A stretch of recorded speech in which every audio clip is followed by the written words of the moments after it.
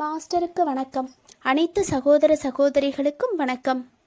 இப்போ நம்ம பாபுஜி மாஸ்டர் எழுதின சத்யோதயம் புத்தகத்தில் 9வது சாப்டர் மெய்மை உணர்தல் பார்த்துட்ருக்கோம். இதில் பேஜ் நம்பர் 111 112. இதில் மாஸ்டர் என்ன சொல்லியிருக்காங்க அப்படிங்கிறத பற்றி பார்க்கலாம். நம்மளுடைய அந்த இறுதி இலக்கை நோக்கி முன்னேறக்கூடிய அந்த ஆன்மீக பயிற்சியில் நமக்கு 4 வகையாக மாஸ்டர் கொடுக்குறாங்க. அதாவது மதங்களும் கோட்பாடுகளும் நமக்கு 4 வகையான ஒரு ஆன்மீக பயிற்சி முறைகளை கொடுக்கறத மாஸ்டர் சொல்கிறாங்க. ஃபஸ்ட்டு விவேகம்னு சொல்லக்கூடிய பகுத்தறியக்கூடிய ஒரு திறன். அதாவது எது நல்லது, எது கெட்டது, எது நிரந்தரமானது, எது நிரந்தரமானது அல்ல அப்படிங்கிற ஒரு விழிப்புணர்வு நமக்கு கிடைக்கும் போது ஒரு உள்ளார்ந்த விவேகம் நமக்கு கிடைக்குது. அப்போ அந்த விவேகம்ங்கிறது நம்மளுடைய இதயம் சொல்றதை கேட்டு நாம் நடந்துக்கணும் அப்படிங்கிற ஒரு விஷயத்த நமக்கு புரிய வைக்குது. இப்போ அந்த இதயத்தின் வழிகாட்டுதல் மூலமாக நாம் நடந்துக்க ஆரம்பிக்கும் போது அதுவே நம்மளை வைராகிய நிலைன்னு சொல்லக்கூடிய ஒரு பற்றற்ற நிலைக்கு நம்மளை கொண்டுட்டு போகுது அப்படின்றாங்க. இப்போ சாதாரணமாக சொல்லக்கூடிய வைராக்கிய நிலைங்கிறது நமக்கு ஏதோ ஒரு துரோகம் நடந்தாலோ இல்லைனா ஒரு வெறுப்போ ஏமாற்றமோ ஒரு நம்பிக்கை இல்லாதனமாக ஏதாவது ஒரு விஷயம் நடந்தாலோ நமக்கு பிரியமானவர்கள் யாராவது இறந்து போனாலோ ஒரு வைராக்கிய நிலைங்கிறது நமக்கு ஏற்படும். ஆனால் அந்த சூழ்நிலை மாறும்போது அந்த வைராக்கிய நிலைங்கிறது நம்மளை விட்டு காணாமல் போயிடும். அப்போ உண்மையான வைராக்கிய நிலைங்கிறது எப்போ வரும்? நம்மளுடைய சூட்சும உடல்ங்கிறது முழுமையாக சுத்திகரிக்கப்பட்டதுக்கு அப்புறமா தான் அந்த உண்மையான வைராக்கிய நிலைங்கிறது நமக்கு வரும் அப்படின்றத சொல்கிறாங்க. ஏன்னா அப்பதான் நம்மளுடைய புலன்களும் இந்திரியங்களும் ஒரு மிதத்தன்மை அடையும். அந்த மிதத்தன்மை அடையும் போது தான் நமக்கு அந்த வைராகிய நிலைங்கிறது நிரந்தரமானதாக இருக்கும் அப்படின்றத சொல்கிறாங்க. இப்போ வேதாந்திகள்னு சொல்லக்கூடியவங்க இந்த வைராக்கியம் அப்படிங்கிற ஒரு நிலையை வேறு விதமாக பயிற்சி பண்ணுறாங்க. அப்போ அவங்க என்ன மாதிரி பயிற்சி பண்ணுறாங்க அப்படின்னா, புற வடிவில் நாம் பார்க்கறது எல்லாமே ஒரு மாயை, மறையக்கூடியது, இந்த உலகம் எல்லாமே மாயை, பொய்யானது அப்படிங்கிற ஒரு விஷயத்த நமக்குள்ள நாம திருப்பி திருப்பி பலவந்தமாக கற்பனை பண்ணி பார்த்துக்கணும் அப்படிங்கிற மாதிரியும், அப்படி தொடர்ந்து நாம திருப்பி திருப்பி இதே விஷயத்த நமக்குள்ள கொண்டு பலவந்தமாக நாம கற்பனை பண்ணிக்கிட்டே இருக்கும்போது காலப்போக்கில் இது எல்லாத்துக்கும் பின்னாடி இருக்கிறது பிரம்மம் தான் அப்படிங்கிற ஒரு விஷயம் நமக்குள்ளேயே தோண ஆரம்பிச்சிரும். அதாவது நம்மளுடைய சங்கல்ப சக்தியை பயன்படுத்தி நம்மளுடைய எண்ணத்தை இன்னும் ஆழப்படுத்தி நம்மளை பழக்கப்படுத்திக்க சொல்றாங்க. அதாவது இந்த மாதிரி அவங்க பயிற்சி முறைகளை நமக்கு சொல்லித்தராங்க.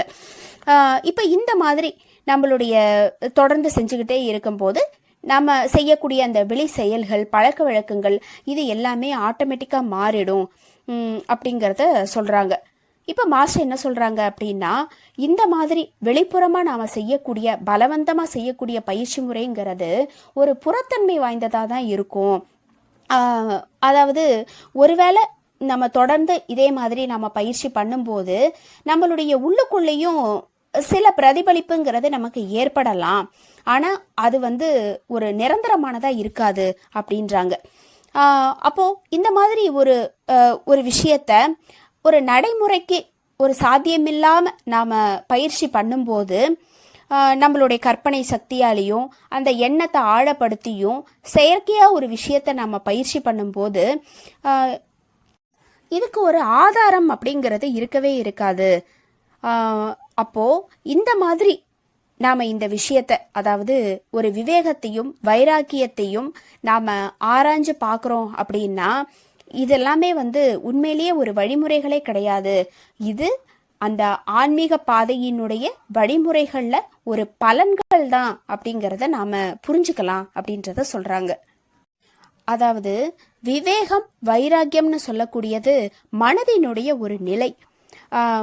எப்படி சொல்கிறாங்கன்னா, நாம் ஒரு பயிற்சியை, அதாவது நம்மளுடைய ஆன்மீக பயிற்சியை தொடர்ந்து செய்யும்போது நாம் மெய்ப்பொருள் ஒன்று தான் அப்படிங்கிற ஒரு விஷயத்தை மட்டுமே நாம் அந்த இறுதி இலக்கை நம்மளுடைய மனதில் ஒரு சங்கல்பமாக வச்சுக்கிட்டு நம்மளுடைய ஆன்மீக பயிற்சியை செய்யும் போது நமக்குள்ளவே ஆட்டோமேட்டிக்காக அந்த இதயத்தினுடைய வழிகாட்டுதல்ங்கிற அந்த விவேகமும் இந்த உலக வாழ்க்கையில் இருக்கிற அந்த பற்றற்ற நிலையும் நமக்கு தானாகவே உருவாக ஆரம்பிச்சிரும்.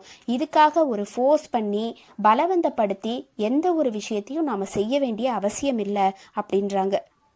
அதாவது நம்மளுடைய தியான பயிற்சியை நாம் தொடர்ந்து செஞ்சுக்கிட்டே இருக்கும்போது நமக்குள்ள ஏற்படக்கூடிய அந்த ஒரு படிநிலைகள் அப்படிங்கிறது தான் நமக்கு கடவுளின் மேலே ஏற்படக்கூடிய அந்த ஒரு நிலையான நினைவு, பக்தி, அன்பு, இது எல்லாமே நமக்கு நாம் பயிற்சி செய்யறதுனால நமக்கு ஏற்படக்கூடிய ஒரு ஒரு மனநிலை, அந்த மனநிலையினுடைய ஒரு படிகள் அப்படின்றத சொல்கிறாங்க.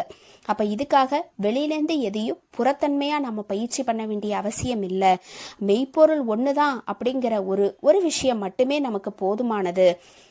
அதை மட்டுமே நம்மளுடைய மனதில் நிறுத்தி நாம் தொடர்ந்து பயிற்சி பண்ணிட்டு வரும்போது இந்த விவேகமும் வைராக்கியமும் ஆட்டோமேட்டிக்காக நமக்கு வர ஆரம்பிச்சிரும் அப்படின்றத மாஸ்டர் சொல்கிறாங்க.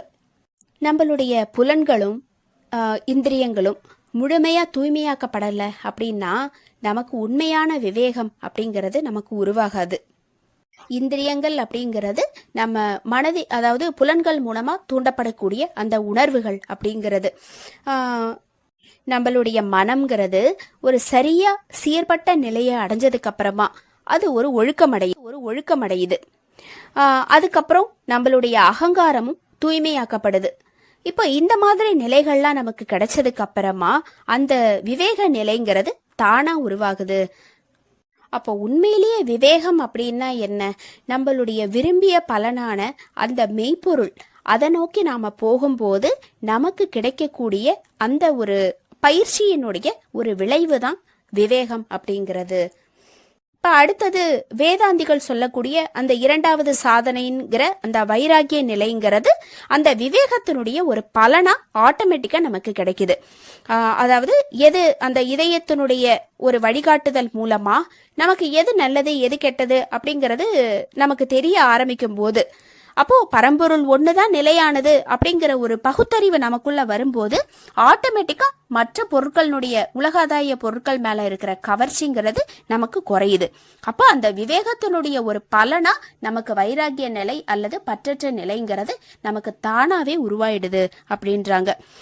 இந்த மாதிரி யோகத்தினுடைய அந்த நிலைகளான அந்த விவேகமும் வைராகியமும் நமக்கு அந்த ஆன்மீக பாதையில வரக்கூடிய ஒரு ஆரம்ப நிலைகளானே தவிர அதாவது அந்த இறுதி நிலையை அடையறதுக்கான ஒரு வழியோ இல்ல சாதனையோ இது கிடையாது. நம்ம அந்த ஆன்மீக பயிற்சியை நாம பண்ணும்போது இந்த நிலைகள் எல்லாம் நமக்கு ஆரம்பத்திலேயே வர ஆரம்பிச்சிரும் அப்படிங்கறத மாஸ்டர் சொல்றாங்க. அதாவது இந்த விவேகமும் வைராகியமும் ஒரு தனிப்பட்ட பயிற்சி முறைகள் கிடையாது. நம்ம ஹார்ட்ஃபுல்னஸ்ல செய்யக்கூடிய தியானம், சுத்திகரிப்பு, பிரார்த்தனை, இந்த யோக பயிற்சிகளை நாம தொடர்ந்து பின்பற்றும் போது நமக்கு கிடைக்கக்கூடிய ஒரு பலன்கள் தான் இது ரெண்டுமே அப்படின்றாங்க. அதாவது விவேகத்தினுடைய பலன் தான் வைராக்கியம் அப்படிங்கிறது. அப்ப அந்த யோக நிலையை அடையறதுக்கான ஆரம்ப நிலைகள் தான் இதுவே தவிர இதுவே வழிமுறைகள் கிடையாது. இப்ப நம்மளுடைய ஹார்ட்ஃபுல்னஸ்ல விவேகத்தையும் வைராக்கியத்தையும் நாம அடைய முடியல அப்படின்னா நம்மளுடைய அந்த பயிற்சி முறைகள்ங்கிறது ஒரு பயனற்றதாகிவிடும் அப்படின்றாங்க. அப்போ நாம அந்த பயிற்சியை நம்ம சரியா பண்ணல அப்படிங்கிறத மாஸ்டர் சொல்றாங்க. உண்மையான அந்த விவேக நிலையில நாம எப்படி ஆகிறோம் அப்படின்னு சொல்றாங்கன்னா, நம்மளுடைய குற்றம் குறைகள் இது எல்லாத்தையுமே உணர்ந்து இதயத்தினுடைய அந்த உள்ளார்ந்த ஆழத்துல மேன்மையான மாற்றத்திற்கான தூண்டுதலை நாம உணர ஆரம்பிப்போம் அப்படின்றாங்க. அப்போ நம்மளுடைய ஹார்ட்ஃபுல்னஸ்ல அந்த பயிற்சி முறையில விவேகமும் வைராக்கியமும் ஒரு சாதனையா எடுத்துக்கொள்றது கிடையாது. ஒரு பயிற்சியாளர் தன்னுடைய முன்னேற்றத்தின் போது தானாகவே தன்னிச்சையாகவே வளரக்கூடிய ஒண்ணுதான் இந்த விவேகமும் வைராக்கியமும் அப்படின்றத மாஸ்டர் சொல்றாங்க. மாஸ்டருக்கு நன்றி. அனைத்து சகோதர சகோதரிகளுக்கும் நன்றி.